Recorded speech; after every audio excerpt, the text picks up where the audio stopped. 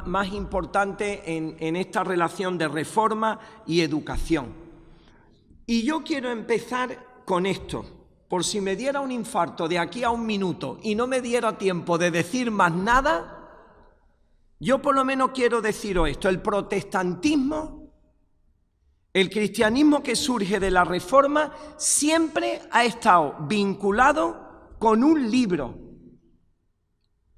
El pueblo protestante, el pueblo de la Reforma y todo el pueblo cristiano con anterioridad también, porque la Reforma no empieza técnicamente a lo mejor en el siglo XVI con Lutero, pero ya se venía, ya iban habiendo pinitos y siempre hubo un remanente de gente que podemos considerar como el pueblo del libro. Y el protestantismo siempre ha estado de alguna manera vinculado fundamentalmente con un libro.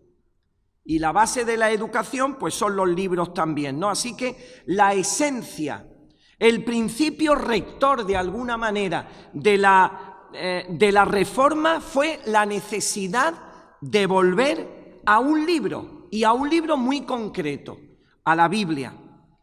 Por tanto, hay dos cosas que son realmente inseparables: el protestantismo y la educación. La Reforma estaba inseparablemente vinculada, repito, porque creo que esto es fundamental, a la promoción de la lectura, de la enseñanza de la lectura, de la escritura, pero no solamente eso, sino también estaba vinculada con el desarrollo y el fomento del espíritu crítico y del ansia, de fomentar el ansia en las personas por investigar por ellos mismos. Y de alguna manera hubo un gran político, no voy a decir el nombre por si a alguno no le gusta, para mí fue un gran político en la transición española y después, muchos años después también, y yo creo que este político, tomando estas palabras de José Martí, que era un poeta cubano, él dijo: un pueblo culto es un pueblo libre.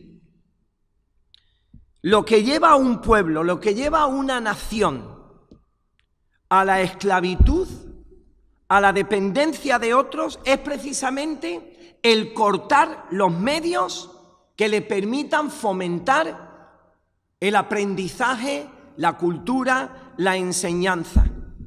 Así que eso es lo que promueve. La falta de medios es lo que promueve la ignorancia y la incultura. Y yo creo que por eso es que Lutero lo tenía tan claro y basó la Reforma en el aprendizaje, básicamente en el aprendizaje de la lectura y de la escritura, para que todo el mundo pudiera tener acceso libre a la Biblia, Y esto, de alguna manera, nos está abriendo las puertas para poder entrar en algunos precedentes muy rápidos de la Reforma. Yo me imagino que los ponentes que han estado antes que yo habrán hecho mención a algunos conceptos que yo simplemente voy a ir de pasada, pero que son necesarios para entender de alguna manera por qué surge la Reforma. Básicamente podríamos decir que el ambiente en la Europa en la que está viviendo Lutero se caracteriza básicamente, yo aquí no puedo señalar, tiendo a señalar ahí, pero ahí hay una palabra en mayúscula que es oscurantismo. Yo creo que ese es un concepto básico para de alguna manera, aunque sea resumidamente, entender el contexto social, cultural, político, personal que había en la época en la que surge la Reforma. Por un lado, la merma de la población, las pestes que hubieron en aquellos años, siglo XVI, final del siglo XV, está mermando la población. Pero hay también una merma a nivel económico. Yo no sé, y yo no quiero criticar a nadie, por supuesto, pero hemos vivido en un país aún hoy día en el que muchas veces las madres que le dicen a los hijos: ah, hijo mío, búscate un trabajo donde no tengas que trabajar. Tú dices, vaya tela, ¿no? Búscate un trabajo donde no tengas que trabajar. Y si tienes que trabajar, procura que tu trabajo lo haga el de al lado. Yo he tenido compañeros que decían de otros, mira, es espabilado este hombre, su trabajo lo tenemos que hacer nosotros. Y yo le decía, no te engañes. Cuando una persona deja que otros hagan su trabajo, no es que sea espabilado, es que es un sinvergüenza. Y en España y en Europa, con la influencia de la Iglesia oficial en aquel tiempo, hubo una merma en la economía. ¿Por qué? Pues sencillamente porque había una merma en la idea del trabajo. El trabajo se consideraba una maldición. Y el trabajo no fue una maldición en ningún momento. El hombre empezó a trabajar antes de la caída en el pecado. Que después el trabajo adquirió unas expectativas muy duras, claro que sí. Pero Dios encargó ya a Adán que trabajara antes del pecado. El trabajo nunca fue una maldición. Ahora, cuando tú entiendes que el trabajo es una maldición, cuando tú entiendes que trabajar con las manos es una maldición y que un noble no se podía dar el gusto de trabajar con las manos, entonces resulta que aquí en España, por ejemplo, teníamos un montón de lana que en aquellos años, siglo XVI, eso podía haber sido una fuente de riqueza tremenda y se la mandábamos a los holandeses a que la trabajaran ellos y después nos vendían nuestra lana, nos la vendían a precio de oro. Con lo que nosotros teníamos que estar comprando nuestra lana manufacturada a precio de oro. Y así poco a poco, por ejemplo, España, pues se fue empobreciendo. Y a nivel de Europa un poco lo mismo. El feudalismo todavía está ahí presente. Señores que oprimen a los campesinos y establecen una serie no sé, iba a decir de leyes, ¿no? Como el derecho de pernada, que todavía está existiendo en algunos momentos cuando surge la reforma, ¿no? O sea que Europa está inmersa en un ambiente de oscurantismo, de miedo, de esclavitud. La corrupción política, la corrupción religiosa que hay es impresionante. Cuando León X llega al papado, dice algo tan impresionante como: el Señor nos ha concedido el papado, ahora lo que tenemos que hacer es disfrutarlo. Y ahí surgen pues todos los desmanes y todas las historias que surgen entre los papas.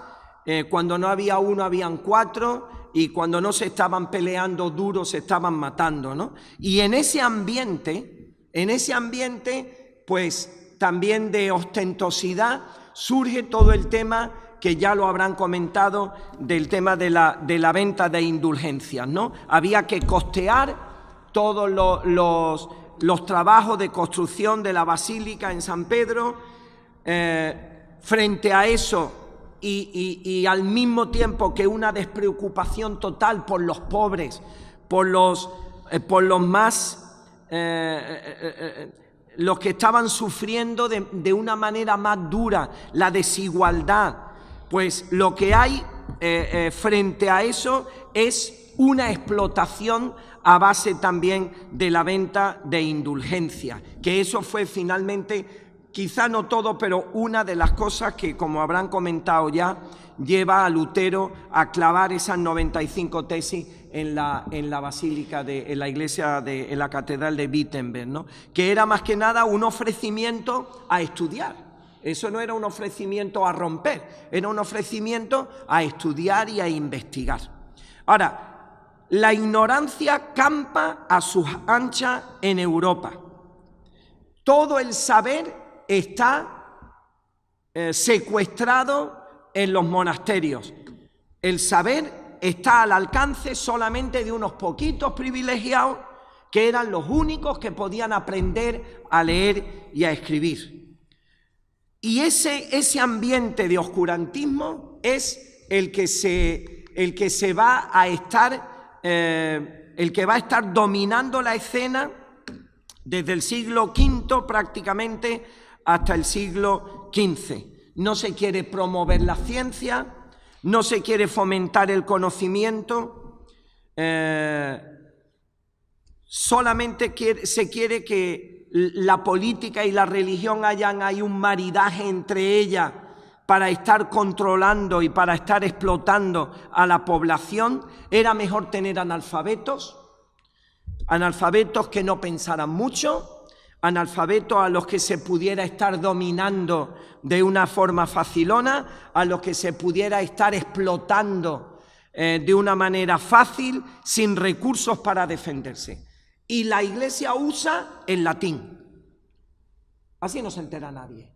Leemos la Biblia en latín, predicamos en latín, aquí no se entera nadie de lo que nosotros enseñamos, no se entera nadie de lo que dice la Escritura. Es mejor seguir basando la enseñanza de las iglesias en la vida de los santos, o en sermones que pescaban de otros predicadores, en sermones de tipo escolástico, donde la razón ahí estaba primando, o en juegos de palabras, o en anécdotas que fueran más o menos divertidas o más o menos ridículas. Pero la enseñanza en las iglesias se sigue nutriendo de este tipo de cosas. Pero una enseñanza directa de la Biblia, eso era imposible, porque el latín lo hacía realmente imposible. Así que, como decía, todo este ambiente es de alguna manera el que está primando, el que está sobrevolando en la Europa de Lutero. Ahora, ¿cuál es el factor que da lugar a un cambio en Europa? Pues hay un aspecto fundamental, que es una de lo que después se dio a llamar las 5 solas, o las 4 solas, depende de los autores que se manejen. Pues una de ellas, y para mí una de las fundamentales, es solo la Escritura.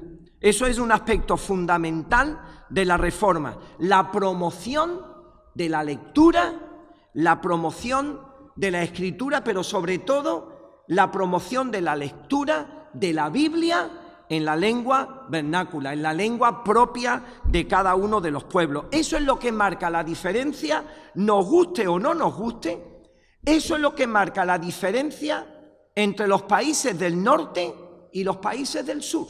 Nos guste o no nos guste, entre los países del norte de Europa y los países del Mediterráneo, entre los países del norte de América y los países del sur de América.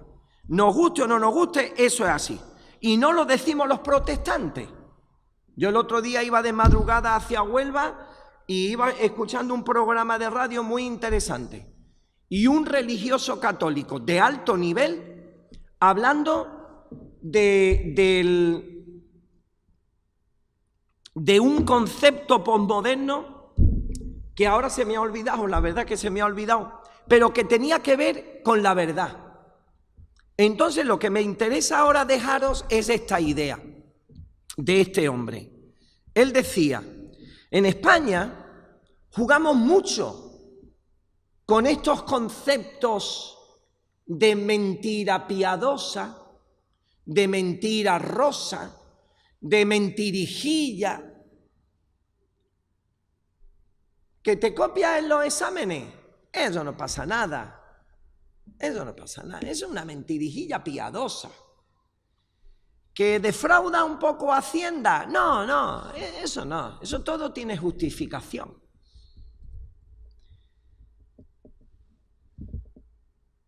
Y decía él, en los países del norte de Europa y en los países como Estados Unidos, como Canadá, por lo menos tradicionalmente, cuando una cosa era verdad, pero cuando una cosa era mentira, era mentira. Y había una clara diferencia entre la verdad y la mentira. En los países de Europa, copiar en un examen, eso es mentira. Digo los países del norte. Decía él, no yo, decía él. En los países del norte, defraudar a Hacienda, eso es mentira. Y dijo él, en los países del sur, en los países del Mediterráneo, que no hay que saber mucha geografía para saber cuáles son, pues todas esas cosas las pasamos por la manga, como si no pasara nada. Y era curioso que este hombre hacía esta diferencia, las naciones del sur y las naciones del norte. Pues lo que marca la diferencia históricamente entre las naciones del norte y del sur es precisamente el hecho de que la Reforma lo primero que hace es promover la lectura de la Biblia. Eso es un hecho esencial para enfocar el carácter de la Reforma y que de alguna manera, insisto, explica estas diferencias. Básicamente la Reforma consistió en volver a que la Iglesia fuera y que los países fueran países e iglesias del libro, que la gente pudiera tener acceso a la Biblia, que pudiera leer, que pudiera escribir. Por tanto, el analfabetismo, como hemos dicho antes, y el protestantismo son dos conceptos totalmente incompatibles. Pero claro, para eso hay que poner la Biblia no en latín.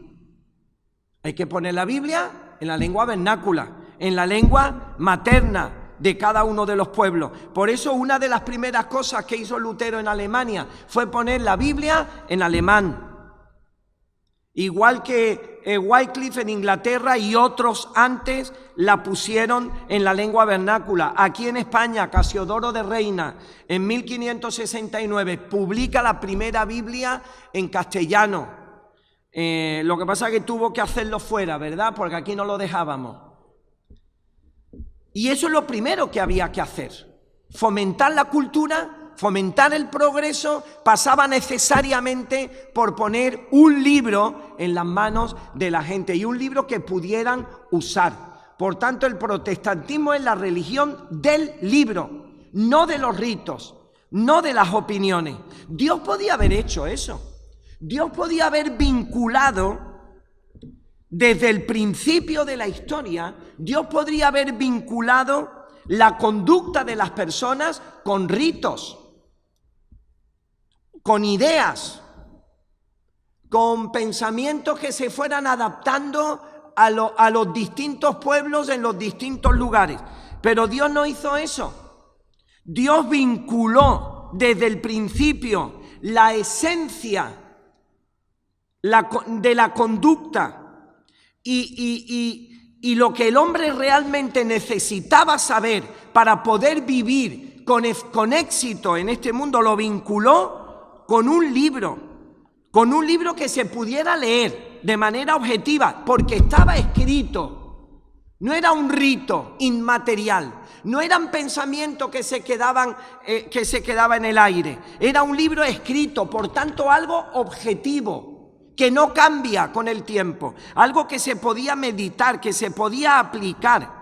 Y no solamente para una casta sacerdotal nada más, no para un grupo privilegiado, sino para que todo el mundo pudiera tener acceso al conocimiento. Por eso ya en los tiempos de Jesús, por eso ya en los tiempos de Moisés y después de Jesús, pues cualquier niño del trasfondo que fuera podía leer y escribir perfectamente. En los tiempos de Jesús, el hijo de un carpintero podría escribir y leer lo mismo que el hijo de un noble, o que el hijo de un pescador, de alguien que fuera una profesión más elevada. Y eso es lo que la Reforma recuperó a manos de Lutero. Y así siguió siendo después en los tiempos en los tiempos de Jesús, después de Pablo también, y después lo que se recuperó con Lutero. Pablo decía, toda escritura es inspirada por Dios. Toda escritura, algo que está escrito, algo que es objetivo. Y esa escritura, dice el mismo Pablo, es útil para enseñar, para redarguir, para corregir y para instruir, y para hacer del hombre y de la mujer seres maduros, equipados para poder enfrentar la vida con éxito. Así que, sola escritura, ni la enseñanza de los papas, ni las tradiciones de la Iglesia, ni dogmas que fueran arbitrarios, solo la Biblia. Esto fue lo que promovió la cultura y la educación desde el tiempo de la Reforma. Se podía ser católico sin saber leer ni escribir. Se podía ser católico, pero no se puede ser ni protestante ni judío y no saber leer ni escribir, porque son las dos religiones del libro. Y la Reforma nació con vocación de extenderse y por eso había que fomentar la educación y la alfabetización. Ahora, mirad la importancia de la escuela. La primera confesión escocesa, en el año 1547, establece una reforma en la educación exigiendo que en los medios rurales se enseñara a los niños en escuelas, aunque fueran adjuntas a las iglesias, pero que había que enseñarles. Las naciones donde triunfa la reforma multiplican los esfuerzos por educar, y no solamente a las élites, sino a toda la población sin excepción. Entre todos los que abrazaron la reforma, la escuela tenía un papel vital, de tal manera que la primera escuela que se abre en Europa, la primera escuela pública, gratuita y obligatoria, se abre en la Ginebra de Calvino en el siglo XVI, promovido por la Reforma, por el espíritu de la Reforma. Y seguramente esto ya lo sabéis. ¿Sabéis quién es este, no? Hemos hablado antes de él. William Harris Rull. Él abre, y precisamente no demasiado lejos de aquí, la primera escuela evangélica, que no solamente es gratuita, que no solamente es pública, sino por lo que yo he estudiado, él avanza y se compromete a algo tan peligroso como era en aquellos años abrir una escuela que no solamente era gratuita, sino que además era coeducacional, que era mixta, con todo lo que eso significaba de novedoso, pero también de arriesgado. Y eso lo hacen gente que mama de la Reforma. Algunos dicen, no, hombre, José de Calasanz ya empezó con estas ideas. Claro, y por eso también lo metieron en la cárcel. Por eso también lo metieron en la cárcel. Así que para el protestantismo, la escuela era una de las instituciones más importantes de la sociedad. La educación tenía un papel vital. Hasta el punto que algunos llamaron, llegó un momento en España que se llamó, que se dio en llamar el milagro de la multiplicación de los colegios. Cuando la Iglesia Católica vio que se estaban abriendo colegios protestantes, pues como medida de contrarreforma, pues también empezaron a abrirse escuelas. Y eso es lo que se dio después en llamar el milagro de la multiplicación de la escuela. Al protestantismo le debemos la graduación por edades y el hecho de que las escuelas fueran mixtas. Y el 5 de junio de 1559, otro hito importante en la historia de la educación en Europa. En Ginebra se abre la primera universidad gratuita y pública. Así que, en este sentido, la Reforma y la educación están íntimamente asociados. En el ámbito de la pedagogía, por lo menos vamos a destacar dentro de los muchos pedagogos que abrazaron la Reforma, ahí tenéis a Pestalozzi. Él reconoce el error de la Iglesia Católica que de alguna manera fomentaba que los niños fueran a trabajar muy jóvenes. Y él comenzó a ir a contracorriente. Él decía que no había que descuidar la educación y mucho menos la educación del grueso de los niños más desfavorecidos. Y él empezó a trabajar con niños pobres.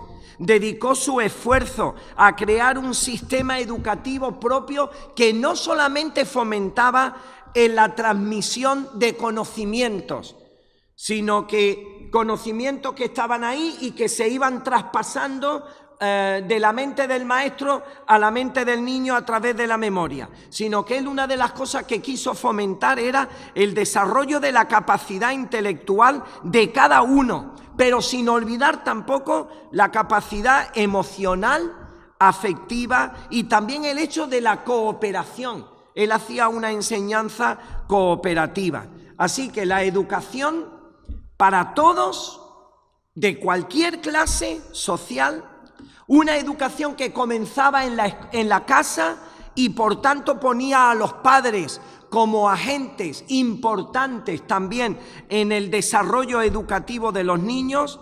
Esto fue algo que impulsó la Reforma Protestante. Ahora, si queréis algunos datos en concreto, algunos datos muy rápidos. Cuando los puritanos llegan a América del Norte, el índice de analfabetismo era del 20%. Y en ese mismo momento, en España, era del 80%. A finales del siglo XVI, el índice de alfabetización de la Europa protestante de alfabetización era muy superior al de la Iglesia Católica. Eso contando a la España potente de Felipe II con todo el imperio, ¿Y todo por qué? Pues porque se prohibía que los estudiantes, entre otras cosas, no fueran a universidades extranjeras a estudiar, por miedo a que se contaminaran con las ideas protestantes. Entre los cuáqueros, no está ahí, vale, entre los cuáqueros había un índice de alfabetización del 100%. Y eso de alguna manera nos explica por qué avanzaron tanto en temas como el comercio, como la banca o como la ciencia. Índice de alfabetización el 100%. Hay un autor que afirma, bueno, tengo que tener la cita por ahí, que el problema no es que en España no hubiera gente capaz, sino que el clima de terror, de suspicacia, que la Inquisición de alguna manera fomentaba a través de la dilación, hacía que fuera imposible que las mentes de las personas avanzaran. Por tanto, la muerte de la espontaneidad, dicen algunos autores, y de la libre expresión literaria estaban realmente muertos. Y esto provoca que el 90% de la población española fuera analfabeta en los años 1800. Y esto duró prácticamente hasta que llegan los liberales en el siglo XIX. La primera ley de educación pública que se aprueba en España en el año 1857, la ley Moyano, esa ley dura prácticamente hasta el año 1970, con la Ley General de Educación. Pero la primera ley de educación pública se aprueba en España en el 1857, 300 años después que se aprobara en Suiza. O sea, fijaros la vinculación que hay tan estrecha entre la Reforma y la enseñanza y la educación. El objetivo de la Reforma, ¿cuál era?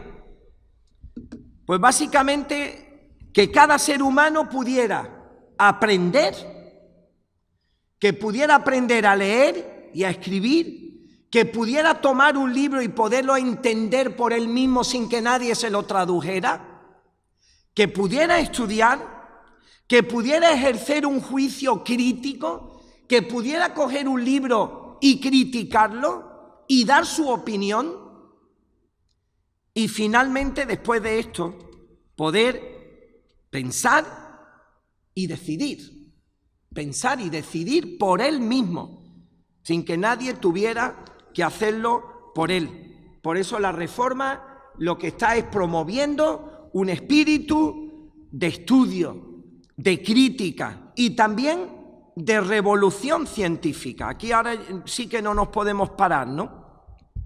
Pero mirad, en la Universidad de Salamanca, allá por los años 1550, se dejaron de comprar libros. Se dejaron de comprar libros. ¿Por qué? Porque venían los inquisidores, empezaban a echar mano a los libros y empezaban a arrancar las páginas de los libros que no les convenían. Sin embargo, la Reforma promueve un verdadero espíritu científico. Hay un autor que dice, sí, la Iglesia, y esto nos duele porque somos españoles, nos duele, pero él dice, la Iglesia fue la responsable esencial del frenazo descomunal sufrido por la ciencia en España y en las naciones sujetas a la contrarreforma. Los países que tienen un puesto dirigente en materia científica son aquellos países donde la reforma triunfó. ¿Y esto por qué? Pues por una razón muy sencilla, porque la gente leía la Biblia y la gente leía de Salomón y la gente veía cómo Salomón estudiaba la naturaleza y cómo en los salmos se nos anima a ver las estrellas y a estudiar y a echar mano de los conocimientos que podemos tener en base a la observación de la naturaleza. Y porque la gente leía el libro de Génesis, donde se animaba al hombre a ejercer un control moderado, sensato sobre la creación y a ejercer sus facultades intelectuales para poder controlar la naturaleza. Cuando la Biblia dice que el hombre ponía nombre a los animales, eso no era solamente que aquí llegaba un animal y el hombre decía, esto es perro, lo voy a llamar perro. No, la idea en hebreo es que el hombre hacía un análisis de todas las cualidades de ese animal, de sus reacciones, de cómo era, y en base a eso le ponía su nombre.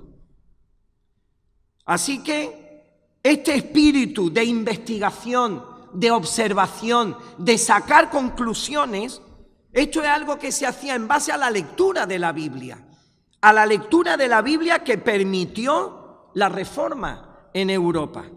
Así que las ciencias modernas crecieron, dice un autor, cuando las consecuencias aceptadas de la concepción bíblica de la realidad fue extraída del callejón sin salida donde se había metido.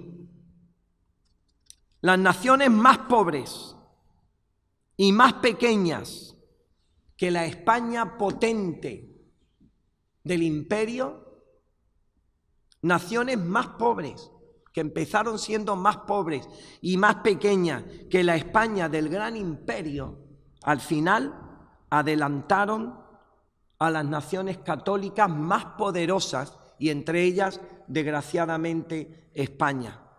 Y aquí ahora no nos podemos meter con esto, pero si alguien ha estudiado algo sabrá que Bacon, por ejemplo, fue el promotor del verdadero método científico, un método basado en la observación, en la interpretación, en la recogida de datos, en la interpretación de datos, en la experimentación, y al mismo tiempo escribía libros de teología protestante.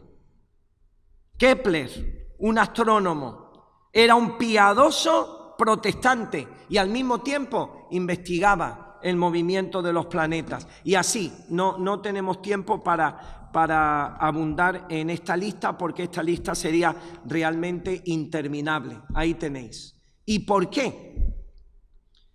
Porque cuando uno lee la Biblia, uno ve a un Dios inteligente, un Dios que crea de forma inteligente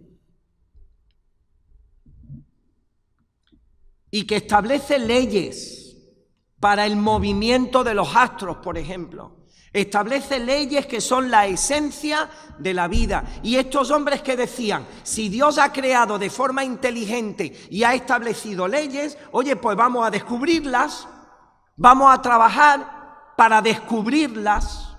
Y esto es lo que promovió este espíritu científico. Y aquí solamente unos cuantos datos. Hasta 1990, el 90% de los premios Nobel importantes, me estoy refiriendo a los premios de física, de química, de medicina, todos esos premios Nobel, el 90%, hasta el año 90, se concedieron a gente que eran o protestantes o judíos, como decía antes, pueblos del libro, protestantes o judíos. En el ranking de las 50 mejores universidades del mundo, las de Estados Unidos, la de Gran Bretaña, la de Alemania, países del norte, pero ninguna, en ese ranking de 50, no hay ninguna que sea de los países, por lo menos que yo haya investigado, de los países del sur.